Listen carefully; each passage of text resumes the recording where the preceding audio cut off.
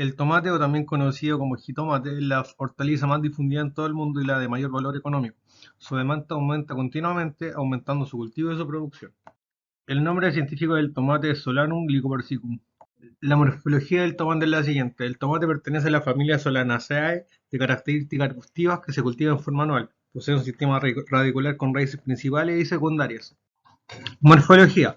Posee tallo principal con un eje de 2 a 4 centímetros de grosor en su base, sobre el que se forman las hojas. Poseen tallos secundarios, es decir, tiene una ramificación cipoidal.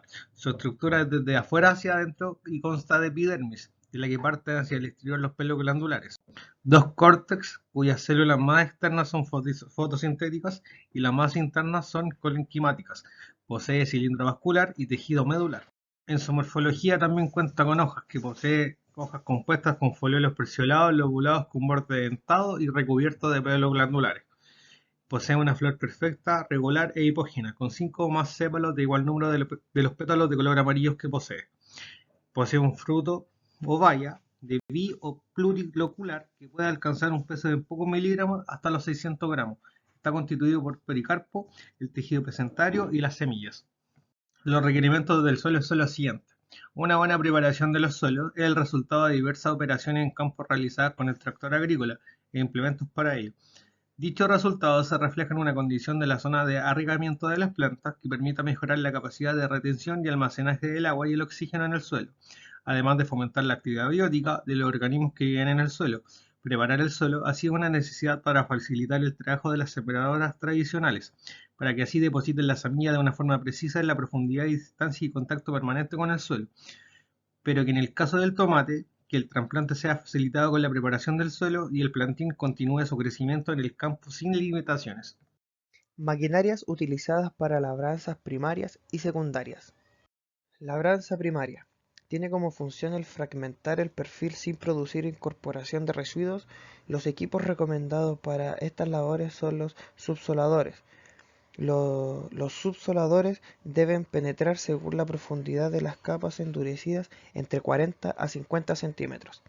El espaciamiento entre las patas del subsolador va a depender del nivel de humedad del suelo al momento de la labor, de manera que se produzca una buena fracturación del perfil con un suelo seco en la medida que se pueda lograr la profundidad deseada. Se puede separar la pata a 60 centímetros, pero con un suelo con algo de humedad no debe estar a más de 50 centímetros. El mejor resultado de este trabajo se obtiene con un suelo semiseco o semifriable, dada la profundidad y fracturación del suelo deseado. Es muy importante que el tractor sea de una potencia adecuada para el trabajo. Labranzas secundarias. Es reducir el tamaño de los terrenos, nivelar y afirmar la cama para la plantación. Para conseguir el objetivo se pueden recomendar vibrocultivadores, los cuales contienen escardillas y rodillos que van asentados al suelo y rastras de discos, los cuales con una pasada debería dejar el suelo mullido y algo asentado. También se puede utilizar asperos accionados por la toma de fuerza del tractor como rotofresadores. Estas idealmente deberían poseer incorporados un rodillo Packer para que se produzca una leve compactación del suelo. En la preparación de suelo es importante tener presente cuáles son los objetivos que se quieren lograr y en base a ello definir una buena estrategia a desarrollar para cada caso específico.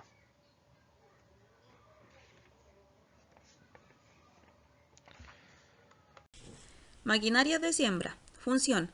Las máquinas sembradoras deben dosificar la semilla en una cantidad determinada y colocarla en el suelo de forma de otorgarle las mejores condiciones, tal que cumpla con los requerimientos biológicos de la misma: profundidad, humedad, contacto del suelo, semilla y distribución sobre el terreno, para su posterior germinación con el objetivo de obtener una buena implantación. Estas máquinas a su vez realizan otras funciones como la aplicación de fertilizantes y plaguicidas. Tipos. Según la forma de los cultivos, en masa o escarda existen 3 diseños de máquinas que pueden clasificarse en sembradoras al vóleo, sembradoras a chorrillo de grano fino y sembradoras de precisión de grano grueso. Sembradoras al vóleo. Para este tipo de siembra se utilizan máquinas esparcidoras. En cambio, con las sembradoras a chorrillo se utilizan principalmente para la siembra de cereales de invierno. Y las sembradoras de precisión, que es la que utilizamos para la siembra de tomates, se utiliza principalmente con 2 dosificadores que entregan semilla por semilla, lo que nos da la posibilidad de controlar las distancias entre semillas, aparte de la distancia entre las hileras. Componentes de una sembradora. En ella encontramos el chasis, que es la estructura de la máquina. Sobre él se montan todos los elementos que componen la sembradora. También encontramos las tolvas. Su función es contener las semillas y el fertilizante que luego serán distribuidas por la sembradora. Pueden ser tolvas individuales o colectivas. La capacidad de la tolva es importante porque determina la autonomía de la máquina. Ruedas de mando. Pueden ser las mismas ruedas de apoyo de la sembradora o ruedas cuya única función es accionar los dosificadores. También está el tren cinemático, que es el conjunto de los elementos de transición que lleva el movimiento desde las ruedas de mando a los dosificadores, dependiendo del tipo de sembradora. Estos podrán ser variables mediante el cambio de engranajes, o piñones y cadenas. En la actualidad, hay sembradoras que sustituyeron el tren cinemático por motores eléctricos de punto, que además le da la posibilidad de realizar siembra con dosificación variable. El tren de siembra es el conjunto de elementos que están en contacto con el suelo: cuchilla, abresurcos, ruedas, semilla, tapasurcos, etc. Maquinaria para aplicación de plaguicidas.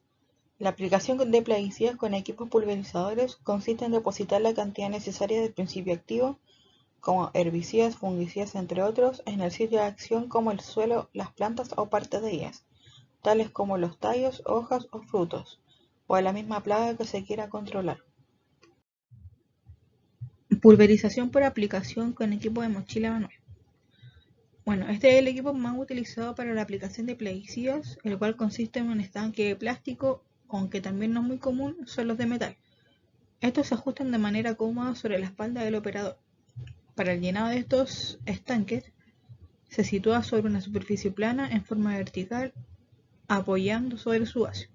Para ejecutar la presión de trabajo necesaria se acciona de manera manual una palanca que a su vez acciona una bomba o pistón. La capacidad de estos estanques varían entre los 10 a 20 litros. Lo más importante es que el peso de la mochila total no supere los 20 kilos. Para facilitar el llenado y limpieza de este estanque, debe tener una apertura amplia y en la tapa debe tener un ajuste hermético para evitar el goteo de aspersión. La mayoría de estas mochilas llevan la palanca por debajo del brazo para facilitar la aplicación cuando se camina por la vegetación. Pulverización hidráulico accionado por tractor. Comúnmente conocido como bomba de aplicación, se trata de una máquina indispensable de las exportaciones agropecuarias, debido al mejoramiento de eficiencia y la reducción de precios en agroquímicos. Estos se caracterizan por ir suspendidos sobre 3 puntos traseros del tractor y no contar con ruedas. La capacidad de estos varía entre los 400 a 2200 litros, limitado por la capacidad de elevación del tractor. Su funcionamiento consiste en depositar entre las hileras en forma espejarada los plaguicidas.